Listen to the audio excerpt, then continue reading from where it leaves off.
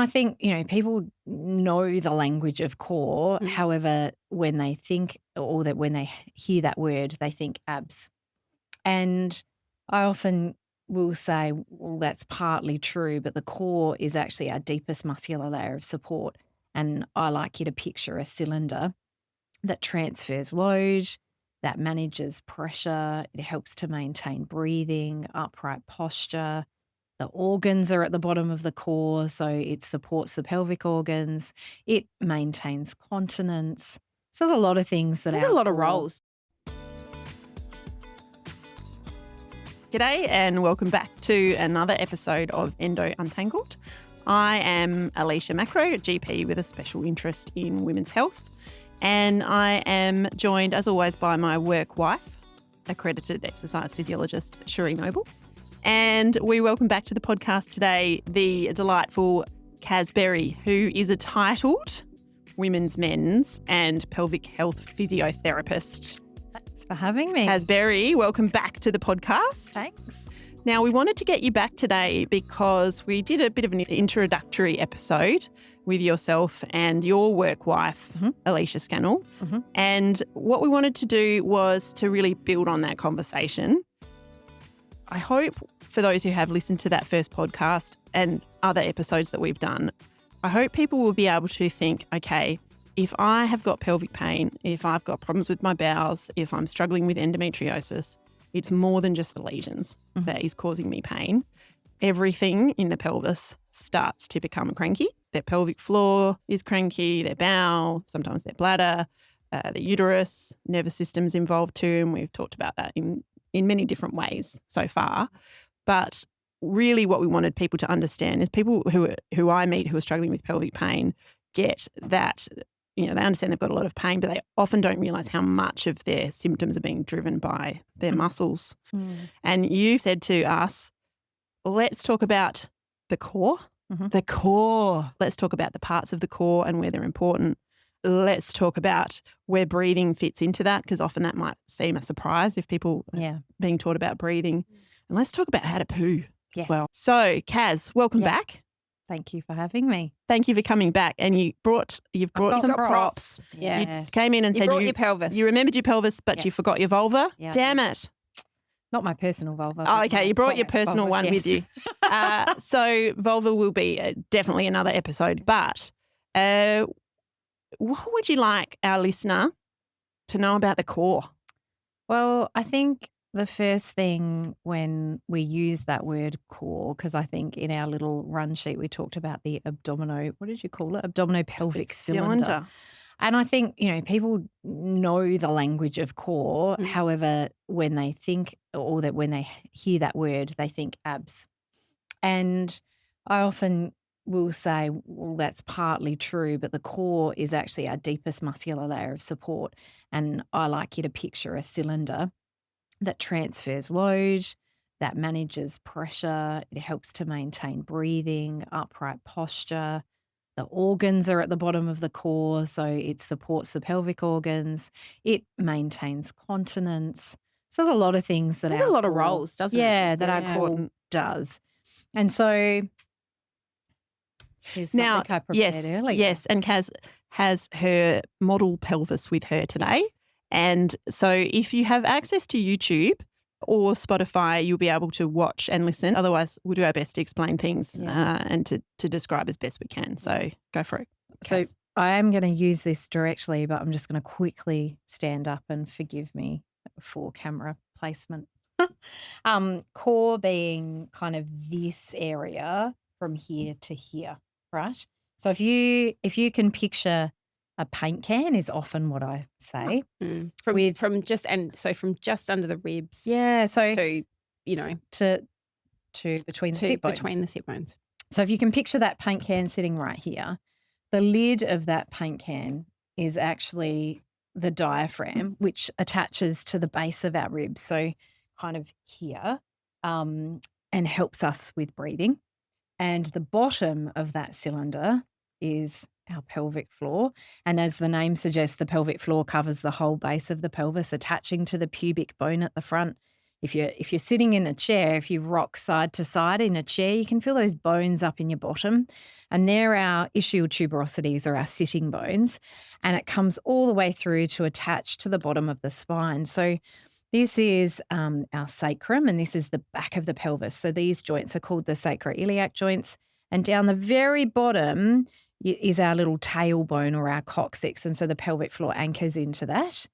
So we've got a lid, we've got a base, and then the cylinder itself is made up of the pelvis plus our deepest abdominal layer, and that's where the abs come in. So this muscle is called transversus abdominis, or TA, and it's like an inbuilt corset, and it inserts into the low back through fascia and wraps around the tummy and inserts into the other side of the spine. And for completeness, there are little intersegmental muscles in the low back called lumbar multifidus. So that's actually our core. And So there's no six-pack involved in your core here. the six-pack is the outer unit. So for those who are blessed to have such definition. Yes. So that's not part of the core, really. No. What you're it's talking it's about. the outer unit, like the glutes, like the inner thigh. So they contribute, but they're not part of that deep core. And the first thing I want people to recognize is, because it transfers load and helps us with breathing, it's a movable system that needs to respond, not grip and guard. Mm. So if there's one part of your core that is in this protected guarding state, then other elements either above or below or out are going to compensate. And so everything is linked. So we are going to look at posture. We're going to look at the way that you breathe. We're going to look at the movement in your back, the movement in your hips, the movement in the thoracic spine, which is the middle part of the spine. We've got 3 parts to our spine: the cervical spine, or what people know as our neck. The middle part of the spine is the thoracic spine, and the low part of the spine is the lumbar spine. And of course, the pelvic floor is very closely linked to the hip muscles. So we look at that too. So that is, when I use the language of core, that's actually what your core is it's that cylinder and all of those muscles. And the first core exercise, and this is where one of the things I want people to be able to have access to do and to be able to practice, is breathing correctly is the first core exercise you can be given. And we don't need to tell our bodies to breathe, right? It's a brainstem function. It keeps us alive, but we override what our body is doing through learnt behavior, through stress, through anxiety, through pain protection. And we learn to use other muscles to breathe into different areas, which doesn't always serve us very well. And so, yeah, that's where we're going to talk about, hopefully, the proper way to do relaxed abdominal breathing, diaphragm breathing, belly breathing. There are lots of words we can give it. And doing this practice well allows us access, in a way, to a nervous system response, which is always operational in the background, our autonomic nervous system. I know we touched on this in the last episode, but that's our listeners may have heard of the fight, flight, freeze response, or the rest and digest nervous system response. And these guys are in fight against each other. And we don't tell this nervous system what to do. It controls a lot of subconscious things, including the bladder and the bowel function. So it happens in the background.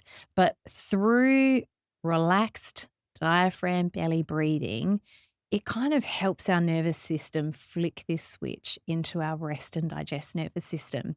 And if you've listened to that first podcast episode, we talk a lot about, or we mention, should I say, this protected nervous system that sits in this fight, flight, freeze subconsciously. We don't tell ourselves to do this.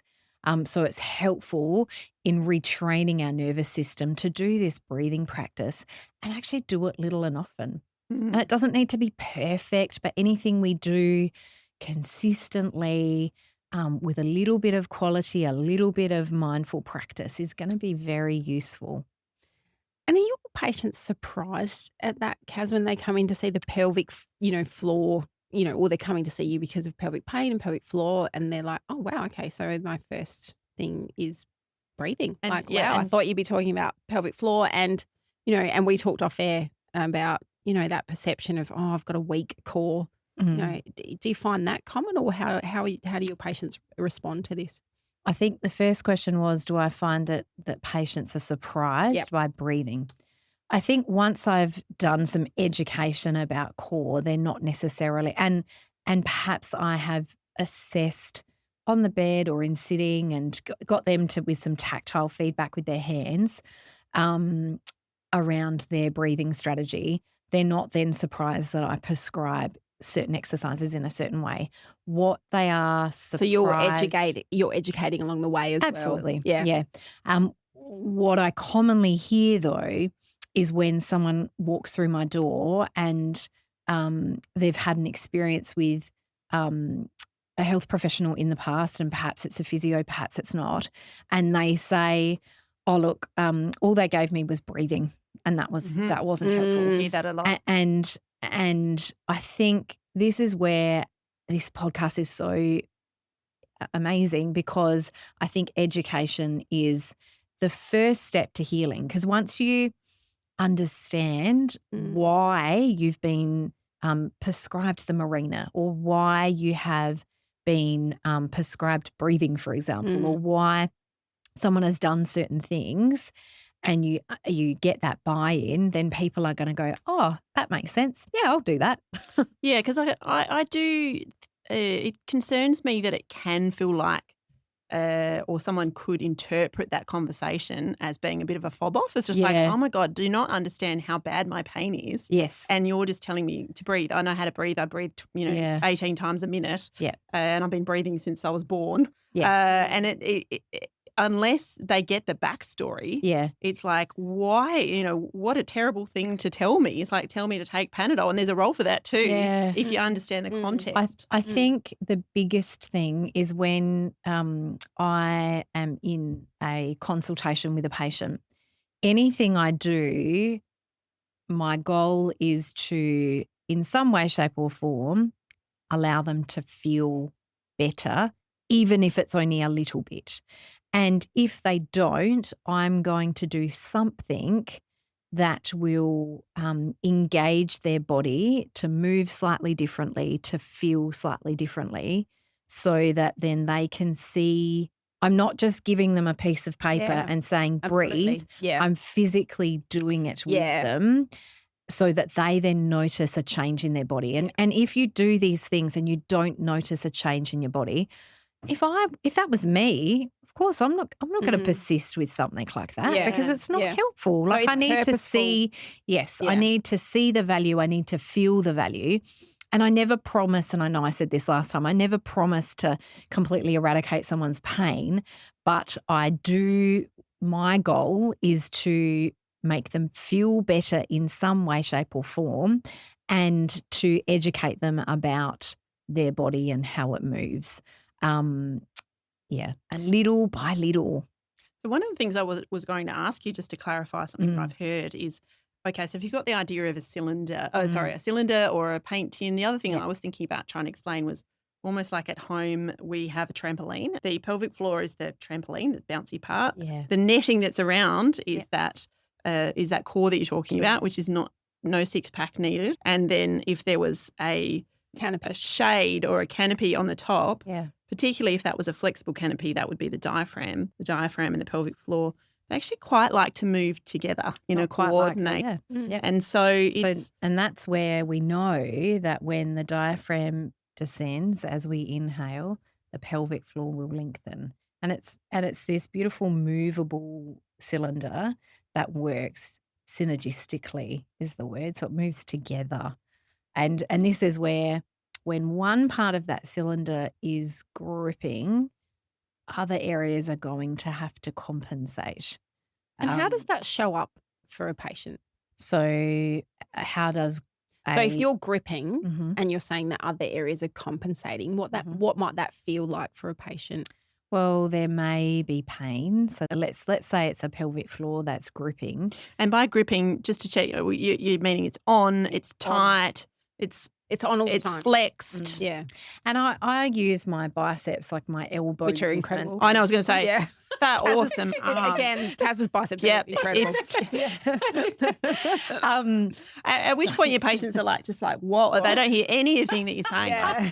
She's like awesome. Yeah. Anyway, continue. also another- Once they've got past it, or they can come back and say, if you were looking at my biceps when I was talking about it, come back and listen to the audio. So I wear this. We will not.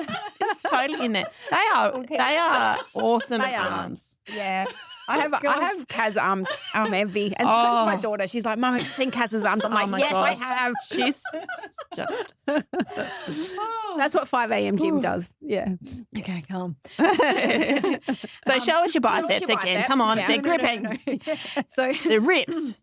a muscle, and we used our thumb last time, Yes, right? we We did, talked yes. about this sponginess or this flexibility, this squish, but a muscle can have rigidity. Yeah. And so if we think about from a symptom perspective, if someone has pelvic pain and they've got that either like a deep ache or they've got a stabby pain or they've got this stinging, burning pain or they've got this pain out in their hips or they've got this pain like right above their pubic bone, and there'll be some degree of women that can receive pleasure and have pain-free intercourse, but then there are some women that sometimes intercourse is pain, and then there are some women who can't even use a tampon because their pelvic floor is so like this. So there's this degree of, and when I show you the anatomy of the pelvic floor, you'll see the vaginal opening of closure that muscle creates or space that muscle can create. So you asked me, Cherie, it was around Yeah, like how does that feel? How does it feel? How does it show up? If we're gripping. Yeah. So pain. And specifically, you mentioned things like stabby pain, pain during sex. Yep. What else did you mention? Stinging pain, leg pain, hip pain, maybe back pain. Yep. And I bet you if you're listening, you got that. Emptying your bladder and your bowels, right? Yep. So, and perhaps more before I go on, let's actually just look at the anatomy now that you've talked about it, of the pelvic floor. Let's have a look at it. So within the pelvis, we've got our pelvic organs, and I'll show you that in a moment. So, but if we look from the outside, can you see the opening for the urethra where the wee comes out? Yep. And then the vaginal opening, and then this is the perineal body, and this is the external anal sphincter where the poo comes out. And so these muscles are the superficial pelvic floor.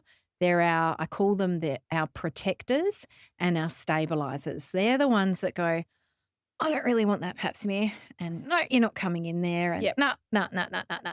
They're there for a good reason, aren't they? They're there for a good reason. Yep. And they stop the openings from moving, right?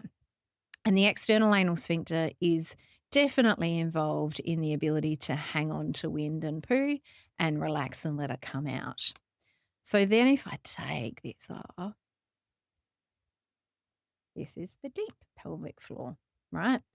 But let's look at from the top and from the bottom. So if I take out the pelvic organs, we've got, and these are chopped short. So you can see the bladder at the front that stores the wee, and the urethra is about an inch. So it's about that length. And then we've got the vagina and the uterus and fallopian tubes and ovaries. And then we've got the anorectum at the back. And you can see they fit really nice and snug with close proximity to one another. But what I want you to see is that these deep pelvic floor muscles, they wrap like this. So they hang on to the wind and the poo, but they need to relax. Whoops. Not that relaxed, Not though. that Not so relaxed that your whole bowel falls out. That's too much. So that this anorectum can lengthen to let the poo come out, right? And so that might be puborectalis for those who've listened to our bowel episode, for example. Yeah. But that's not the only one, is there? Puborectalis needs to relax and lengthen. And if you listened to Chris Gillespie, the outer parts of the pelvic floor need to actually elevate when I was listening to him. I'm like, it's so complex, that series of reflexes. Isn't it? But our job is to relax. Then they wrap around the vaginal walls to give sensation during intercourse, or if they're too tight, they can contribute to pain. And they also come around the base of the bladder and they contribute to the continence mechanism and preventing you from leaking urine. Now, whilst these muscles, and I'll show you this in a bit more detail, are skeletal muscles. So they're voluntary, meaning our brain can turn them on and turn them off. They're not like the muscle of the heart, that is smooth muscle. Because of the autonomic nervous system and its involvement in this area of the body, the autonomic nervous system influences the tone or what's happening to these muscles in the pelvic floor. And I think that's important because it's not just about the voluntary contribution. We have to address the nervous system connections. So I guess what I hear from that is, especially if you're someone who's struggling with this dysfunction, I guess, so pain, but also problems with bladder and bowel, for example, you might be thinking, why can't I just do better and relax it better? Yeah. But what I hear you saying is it's not just about what you're doing with that conscious control. Correct. So there's part of it that is beyond, I think I am conscious. thinking about it and trying to relax it. Absolutely. And so the bigger picture of what's going on in your life and how you're accessing and how safe you feel and what else has happened, it also to me explains where trauma has such an important imprint on the body in this way. Yeah. And then also just picking up on Sheree and I just spent some time in a previous episode talking about self-care in a big sense, not bubble baths and massages, but real self-care, how that can impact your pelvic pain. Absolutely. Yeah. So if we just continue the anatomy lesson, let's look at the, Great. can you see that? I'm so glad. And not to interrupt further, you're Yeah. just getting me excited. Don't be scared of anatomy. Like we want to bring this to you in a way that's totally accessible. So don't have part of your brain switch off now. This is, we're just talking about stuff that's relevant to you as someone who is either working in this field or struggling, and hopefully it can help you make sense of what's going on. So all that red stuff is your pelvic floor, is the deep pelvic floor. So it's a really big muscle. And, you know, the old books and things would be this side profile pelvis with this line going from the front to the back. This line is your pelvic floor. And I'm like, well, that's how useful That's is that not useful, 2D is it? image? So it's quite a big group of muscles. And there's this part that comes from the pubic bone and it comes back through the tailbone. But this is where the poo comes out. But you can see it wraps right around that back passage and back to the other side. So let's put that back into context with this rectum, that if this pelvic floor is in this protected up here state, when our pelvic floor is contracted, it says to the bowel, save it for later, thanks. Now's not the time. Yeah. And even when you get the urge and you toddle off to the toilet and you're like, it's not coming, there's a problem. Yeah. And then you might have been told, reach for the medication, and what happens is you've got this firm backlog of poo, but all the loose stuff can come around it, and you think, oh, I'm cured. I've got liquid poo. I've got really soft stuff. And then you stop taking the medication, and then, you know, you're like, oh, I haven't gone to the toilet for 3 days again. What's going on? And so we get this kind of unhelpful cycle of medication use, not medication use, but we haven't even addressed what's going on. The root cause of this. With the muscles, which is why I want to talk about how to poo. So that's one part of the pelvic floor, is the loop.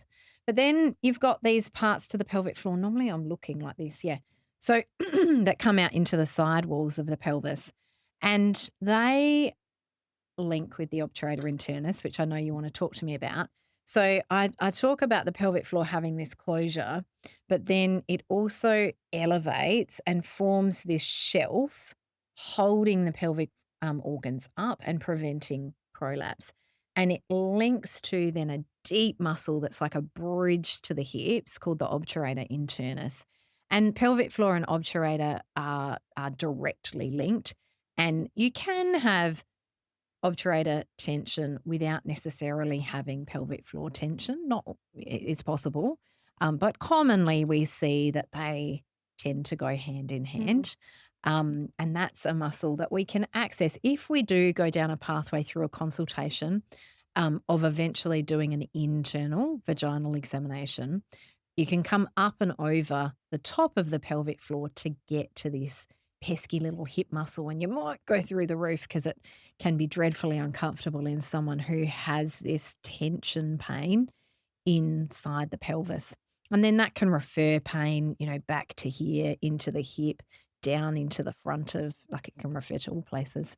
Um, yeah. Yeah, obturator internus, I'm so glad you brought up because often in previous episodes when we've talked about different anatomy features, for example, we talked about the puborectalis in the bowel episode with Dr. Gillespie. I hope that people today, if they listen to this episode, will be able to be like, okay, I've got my head around obturator internus. Unfortunately, they're not very friendly terms, are they? No. We almost need to give them a nickname like, the obby or something like that so it's easier to remember. They're big muscles, they're strong muscles. They're strong. And if they're spasming, they cause heaps of pain. I kind of tend to think if people are saying they've got really bad, deep, gnawing, sort of stabbing, aching pain, pain with sitting, or if they're getting pain after sex, that is severe and ongoing, because sometimes people, even the next day, are still having pain. I'm thinking, I bet your obturator is really sore. Is that what you're thinking in clinic as well, or what are your thought processes for obturator internus? Well, I will have done a hip range assessment. So typically you'll see a change to internal-external rotation hip range, and it'll feel quite pinchy. So even to the person being examined, they'll say that pinches. You could. Well, I'm going to describe it to you first. If you bring your feet a little bit wider than hip distance, and then I want you to drop your knee in, right? So if I bring my chair back, we'll see if you can see this.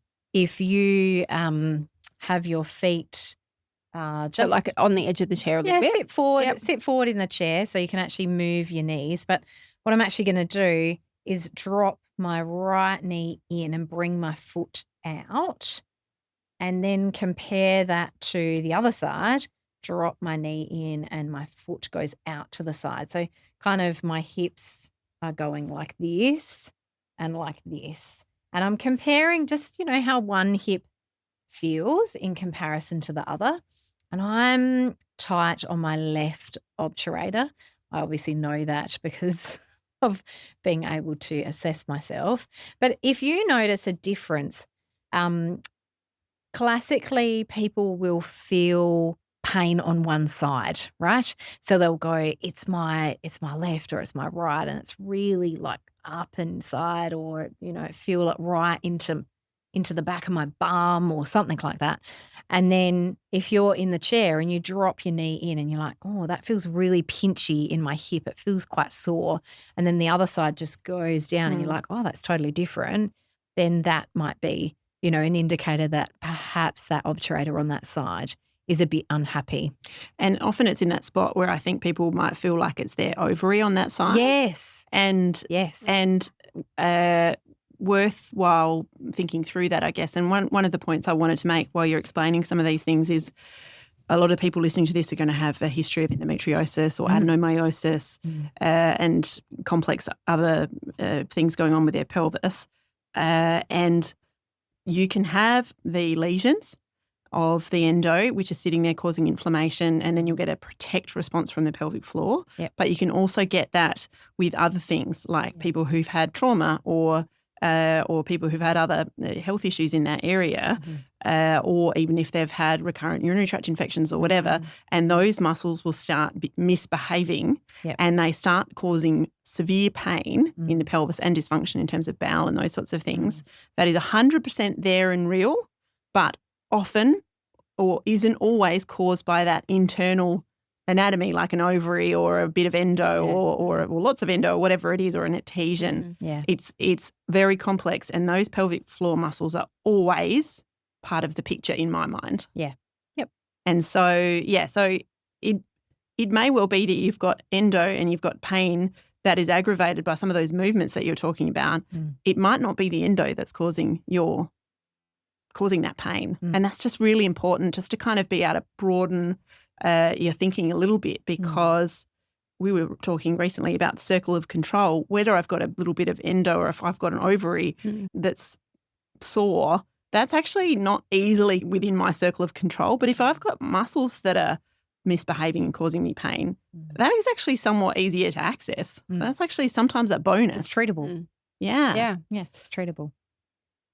So It's just how we're interpreting it, isn't it? is there anything else you wanted to add there around? Probably the only other thing, and I remembered back to an earlier question you asked me, Cherie, is how does it show up? I didn't mention the gripping can be all the way up.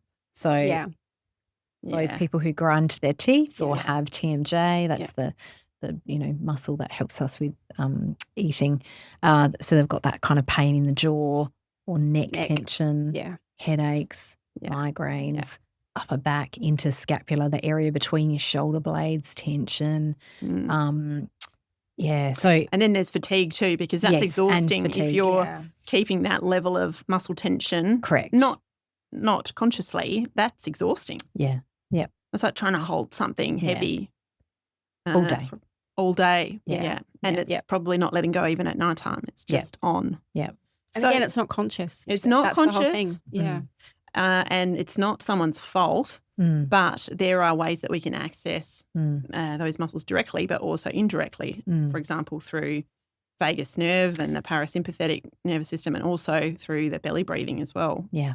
And I think hopefully that provides some context where if you've got terrible pelvic pain and you've gone to see the physio and they want to talk to you about breathing, they're not trying to put you off, or they're not trying to minimise what's going on. It's actually like a really clever biohack, an important biohack to actually start accessing some movement. Like, so if you can get that diaphragm moving properly, then your pelvic floor is going to be moving as well. And also in the same movement, you're also accessing your vagus nerve, which is the parasympathetic rest digest stuff, which you also need to be able to access the parts of the muscles that you can't consciously relax. And that's what I talk about, like with breathing as well, that it's accessing so many different systems. And I think the awareness with breathing, where some people might feel like, I think it's like linked with just anxiety or mental health, is that we do have that awareness that I think at the moment around, breathing and reducing, stress and anxiety. But, actually having these conversations where we're getting into the depth of like, but this is how it impacts your physiology and your anatomy. And to give that sort of depth of understanding and education is so important.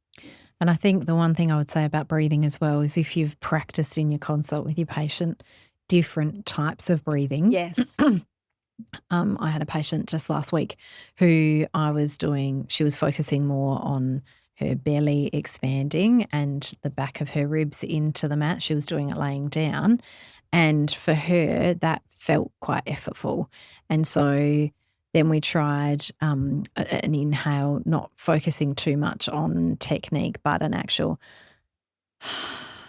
the physiological sigh. And that was a little bit better in just helping down-regulate and relax her body more globally. But the best thing that we did then is we actually did some box breathing. So that breathing, and because she found it quite useful to count rather than focus. So and this is where you got to practice it with your patient, right? Yeah. So if they are one who the moment they focus in on the muscles, they like try too hard, right? Yeah. And so then they just it's not useful for them. So for her, the counting, breathe in 2, 3, 4, hold 2, 3, 4, exhale 2, 3, 4, hold 2, 3, 4. Her using that number strategy, it just changed things instantly. And she's like, oh, this is great. So that's where you can't just give someone a sheet and tell them to breathe. You have to physically do it Yeah. with them and make sure that it actually works. Because it's so nuanced, isn't it? Yeah. Yeah. And so what might it look like then? Because I sort of sometimes think, okay, if someone's telling me I'm not breathing properly, like how can I fail at life more than not be able to breathe properly of all things? Yeah. But and you think, well, your diaphragm and, it's just breathing, isn't it? What might it look like if someone's not breathing with their diaphragm or not, or sort of breathing from another place? What are you looking for?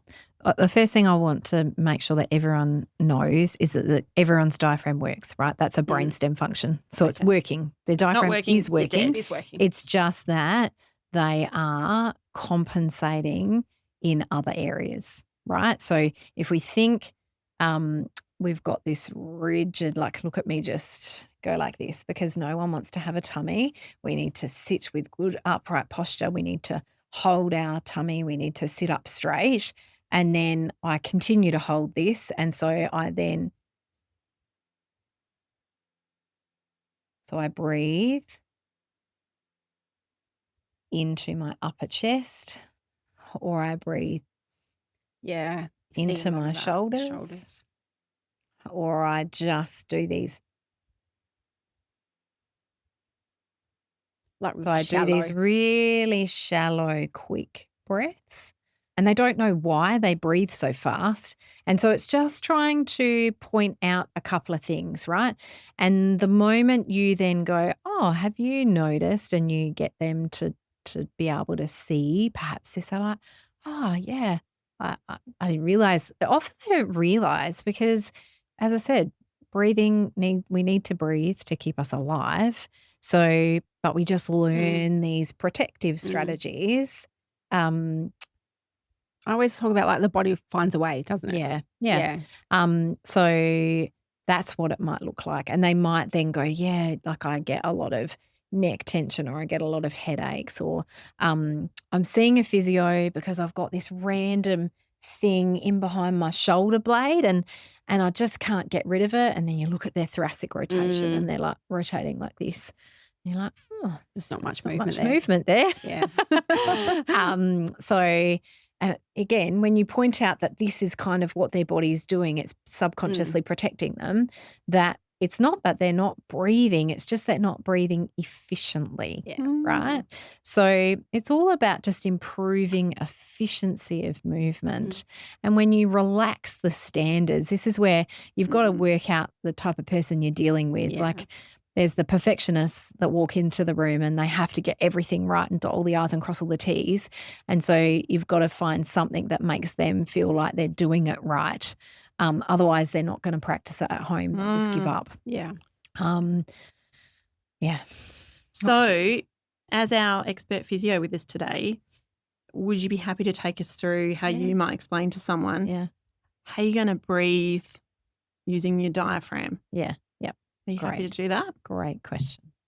So I think we need to know where the diaphragm is, right? So the diaphragm, if you run your hands down and come to the base of your ribs, you guys can do it with me, right?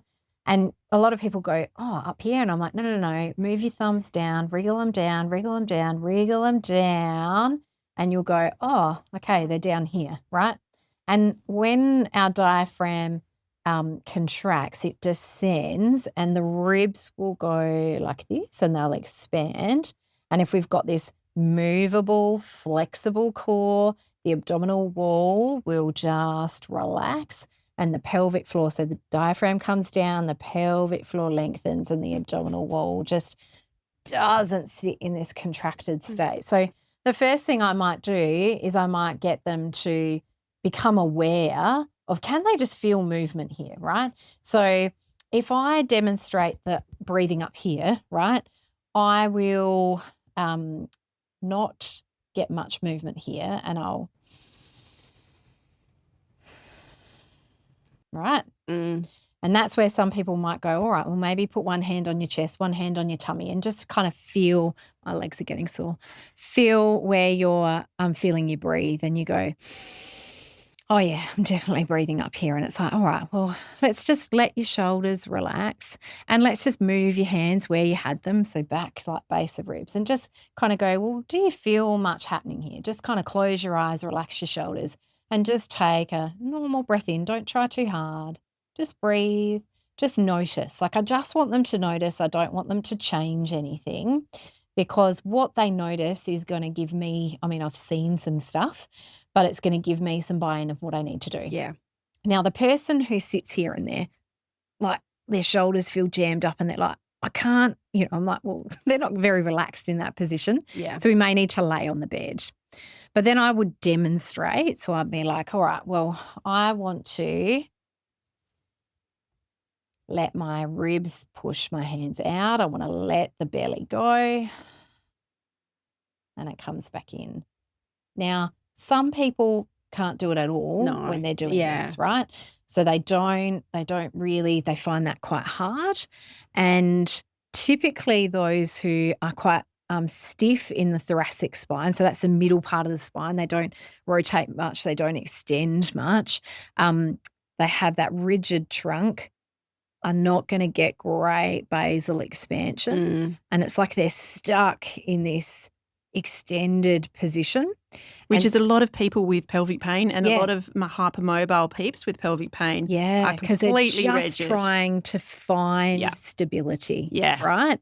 And so one thing that I find quite useful, because it can be replicated quite frequently throughout the day, is doing what I call a ragdoll position. So I want their body, without having to get on the bed, right? Because you can only really do that before you wake up in the morning and before you go to sleep, which is useful. I'm not saying don't do that, but we need these moments for our nervous system, little and often. And typically I'll say do this before or after you've gone to the toilet, because we all have to do a wee throughout the day, hopefully about 5 to 6 times. So you get these little opportunities, but if you sit at a desk, you could take these little pause moments where you just take this opportunity to do that. Movement snack. Yeah, movement Talking about snacks a bit. Yeah. It doesn't have to be a meal. It No. just be, No. and sometimes it's even better if it's 2 minutes. Correct. Yep. Yeah. And so we sit on a chair, and I want you to, I'm just going to wriggle my chair back a little bit. I've got my legs quite wide, right? So remember I talked about them. Yeah. And I want to connect this to the pelvic floor, because remember I said we've got this lid and we've got this base, and when the diaphragm descends, the pelvic floor will lengthen, and the position of our hips can help open the pelvis or close the pelvis. And when our knees are together and we cross our legs, we've got this very closed pelvis. But one way we can help to open up the pelvis is just by bringing the legs comfortably apart and the knees apart. So I've got my knees apart and I'm sitting on the edge of the chair. And I like ragdoll because I don't want the erector spinae, the big long strap muscles that go up and down the back. When we're upright, they want to be on and maintain upright posture. So I want to take them out of the equation. So I'm just going to get my elbows comfortable here, and I'm going to let my head come forward. I'll show you and then I'll talk into the microphone. So I'm something like this. And you can even put your head on your is supported on my forearm, like that. So when I'm in that comfortably flexed position, hopefully my back muscles are quite relaxed, and hopefully my neck feels relaxed, and we can relax tension through the jaw. And when we're in that position, it allows the back of the ribs to expand. So even for those people who are like this, by going into that bit of spinal flexion, the back ribs can expand and the diaphragm can move into a space that it's not had access to because it's been like this in this splintered, rigid, upright posture. So and it feels good, right? It feels great. Yeah. And whether you then, and the other part to that is I want a jelly belly. right? So Belly. I want their belly just to soften and let it hang out. And if they've got tight work pants on, this is why the toilet is quite useful, because you can actually get things out of the way and then just let that belly soften and relax into that space. Because particularly as females, we don't want to have a tummy, right? So we want to suck it in. Yeah. And that sucking rid of pattern that. and that holding pattern is not conducive to that flexible, responsive system. Let's get stretchy, elastic pants on trend. Yeah. But I Let's was get just a thinking, movement. how many cultural overlays there are here. So what the clothing that we're wearing is making a difference. That's restricting. Yeah. And the idea that you've got to suck your tummy in because you can't have a tummy, that's that's another overlay. It's not ladylike to sit with your knees apart. Correct. Your grandmother probably told you to sit up straight and put your shoulders back. Yeah. I mean, none of that stuff is helping. And you see these sort of memes and things of men, they sit in that sort of knees apart. That's just not culturally appropriate for us, for women to do. And we learn to sit with our knees together. We learn to suck our tummy in. We learn to put our shoulders back and tuck our chin in and be nice and do what we're told and smile and all of those things. Yeah. It's amazing how much that actually is affecting our physiology. Yeah. And it's absolutely. actually okay you might not want to do it if you're at a job interview. Yeah. But if you're at a space where you're safe, can you sit more That's a comfortably? starting point, isn't it? Yeah. Where's the safe space to, And I actually do talk about that clothing matters. Clothing does matter. Yeah. Because some of the women that have that protective response in these superficial muscles, they wearing activewear pants will be a trigger for their pain. They actually can't wear tight-fitting clothing. Yeah. And so the more comfortable we feel to be able to let things go, so having fabric with stretch, having, an elasticized waist, things that aren't sitting. And, if you do wear your activewear tights, when you get home, take them off for goodness sake and put something else on. Don't walk around all day in your activewear. Yeah. If it's a pain trigger for you Yes. and makes you suck everything in, Yes. right? Yes. And can that be a micro act of self-care, either to, when you get home, take them off, or go, can I wear something more comfortable today that actually suits me? Yeah. And perhaps today just let other people go, she's wearing her stretchy pants. Okay. Yeah. Which no one will probably even notice. No one would Do you anyway. know what I mean? But it's like, but we do. We think that people are noticing. Absolutely. And it's like, can my self-care today be actually wearing something that's comfortable for me? Yeah. And honouring myself in that is such a small thing. It tells your nervous system something too. It means I matter and I'm safe. It's just interesting, isn't it? We could take this on a absolutely. whole different tangent here. And but is there anything else that you want to say about breathing? Because I'm conscious we need of to move on time, to and the I want poo. to talk about poo. Yeah. Because I think it's Again. super important. Yes. Yep. So the only thing is we want the ribs at the bottom to expand and we want the belly to let go. And if we open the pelvis up, we can double that up with relaxing and lengthening the pelvic floor with doing nothing to the muscles. There's no gripping and letting go. So that's quite a useful thing to do. And where we have done it before is where you have done it is put people in that child's pose, that yoga child's pose, which quite naturally is opening the pelvis as well as can you get into that child's pose and breathe into your back ribs? Yeah. And I talk about that it's a safe position as well. Yeah. Like in that, very safe. fetal position. Yeah. For the nervous system as well. So we've got through 2 of our 3 priorities Poo. today. Poo. How to do a poo. How do we do a poo? Something that it doesn't feel like you should need to be taught, but clearly we all do. Well, the problem is about pooing is that at some point in our childhood, we often get taught to do wheeze and poos on a potty, and then you progress to a toilet and then the toilet door shuts and no one then sees toileting behaviour. Yeah. And we learn things from a very, very young age of what is normal.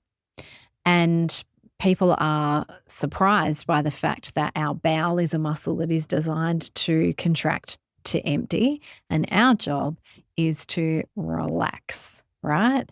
That's what physiology, we're designed pretty uniquely. And often I'll say to patients, look, do you need to push your wee out? And they're like, no. Well, perhaps sometimes they say yes. And if there is some voiding dysfunction, or pelvic floor feeding into that. There is, and that's not normal too. That's treatable and something we want to address.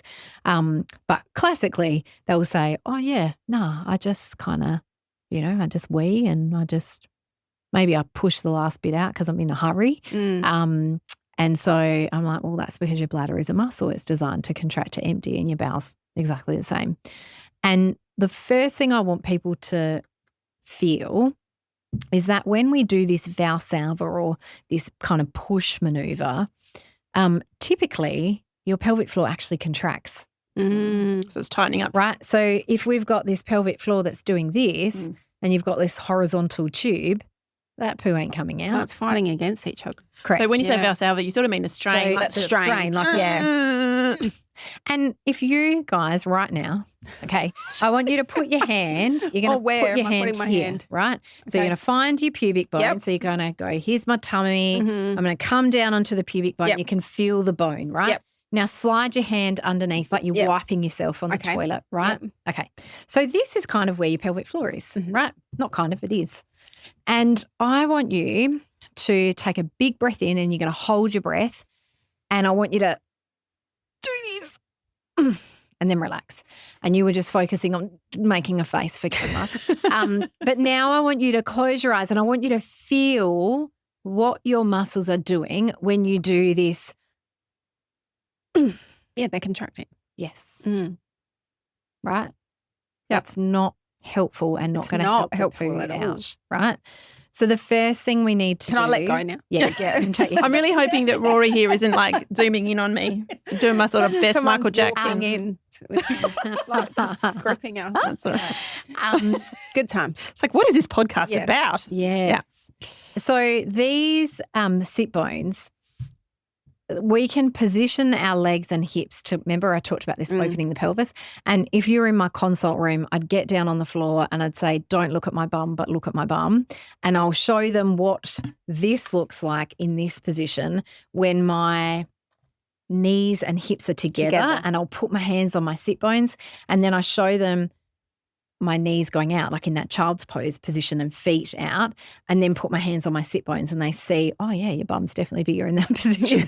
I'm like, you need to make space in this area. So I want them to visually see it, because if they poo with their knees together, they just, particularly women, right? So you pull your pants down and you don't pull them down very far because you're in a hurry. And so you've got these knickers that are around your knees. So you can't, knickers aren't very stretchy. So you've got your legs about here. Well, that's not a very open pelvis. I want pants right down. And if like little kids do when they're learning to go to the toilet, they got their all the way down to the ankles. All the way down. So that you can get, I'm back in my knees apart position, so that your knees can be apart, right? So you want this nice open pelvis. I want your legs wide. I want that jelly belly, right? And then I show them this. And I'm like, okay, we don't want to poo from a horizontal tube. We want a vertical tube, and we want the muscles to let go. So the next thing I say is, like, you can lean. I'm really struggling with my space, but that's okay. I'm going to prop on my thighs with my elbows like this. And then I want this jelly all the way belly. over, like knees, so like elbows on knees. Lightly. Flopped right over. Flopped right over. And then I say, if there's a keyhole here and I come and see you through the keyhole, which I need to see your face. Okay. I'm literally going to visualize this next time. I'm going to see your face through the keyhole. I don't want to see your head, right? Because if I am like this, my lumbar spine is flexed, and I want you to have your bum back, chest forward. So I want a straight back and bum back, right? So I'm like this. Leaning. So with this nice straight back, and so I've kind of tilted my pelvis like this. So I'm going from the horizontal tube to a more vertical tube. I want this jelly belly. And then I want you to try, and this is where you can put your hand back, right? So try this on the table, push your chair back a little bit, bring your legs nice and wide, and I want you to prop with if you're right-handed, put your right hand there, and then left hand there. And instead of, remember when we went like this and you Yep. felt your pelvic floor tighten, I want you to take a big breath in and you're going to hiss like a snake. So I want you.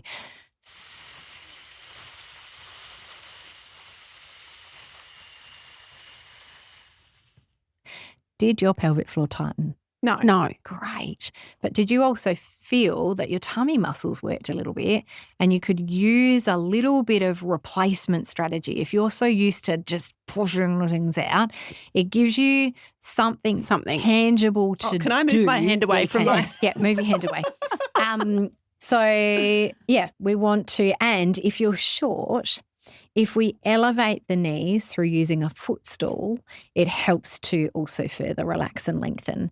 So how do you do that if your knees are wide? Asking for a friend. So you need two then? So you can be clever and you can put your feet on the edge of the stool and knees out. Okay. Or you can have two. Okay. Right? Yeah. But the things like Just asking for a friend. No. Yep. the squatty potties actually come around the toilet, so your feet are like this. Right. Yes. So there are all sorts of tools that you can use. Any preferred? I've heard you say get the IKEA one. That's like $10 with the dots cheap on the top. IKEA stool. Yeah. But this is where I would look at them in my room and see how effective they are. Yeah. And can they get away with having their feet right at the edge and knees apart, or are they better off having two? Yeah. Depends on hip mobility. Depends on height of their toilet. Depends on their length of their limbs. Like there are lots of variables. Yeah. But I guess the starting point is just getting in the position and practicing breathing the poo out and hissing, not straining. Yeah. So that's the mechanical side of things, all right? We want the pelvic floor to relax. We want a good position on the toilet and we don't want to strain. But it's all well and good to say all those things. If you've still got the rabbit pellets, you've got to work on the consistency of what's coming through. Yep. Yeah. Absolutely. And there's definitely another podcast in that. Yes. Absolutely. But for those who haven't listened, Dr. Gillespie's episode is worth going back and having a listen to as well, just to put all those things together. Yeah. But I think that's really good practical tips for people who are, struggling with all of these things. Absolutely. I've learned a lot. Yeah. Thank you so much for your time today. And I think you're not able to look after everyone in the world with pelvic pain. If you're in Australia, talk to your GP about who they might recommend as a experienced pelvic health physiotherapist. Yep. But you can also have a look on the APA, the Physio Association. Australian Physiotherapy Association. Yeah, you can actually see in your area who are the titled pelvic health physiotherapists, and that isn't going to be a comprehensive list of who might be the best person to see, but it's a very good place to start. Absolutely. Yeah. Yep. And I mean, there are still online resources that people can access. I think the Pelvic Pain Foundation is where we access like stretches, stretching handouts, and there's other good resources on there. Cherie's, your yoga videos are great. I will watch them one day. Have you not watched them? I did them. I didn't watch. I know. Oh, I've been told. It's hard watching yourself. It is hard watching yourself. I get that. But I have heard they're useful. Caz Berry, thank you for coming back. You're thank you for bringing welcome. your pelvis in with you. Yeah. Fantastic resource. So pleased to get to work with you always. Not quite on the daily, but just about. Yeah. Thanks for the tips. And please don't look at me through the keyhole. It's weird. Yeah. I just need you to look forward, not look Caz is down. key. Okay, good. Yeah. Thanks, Caz. See ya. Bye. See ya.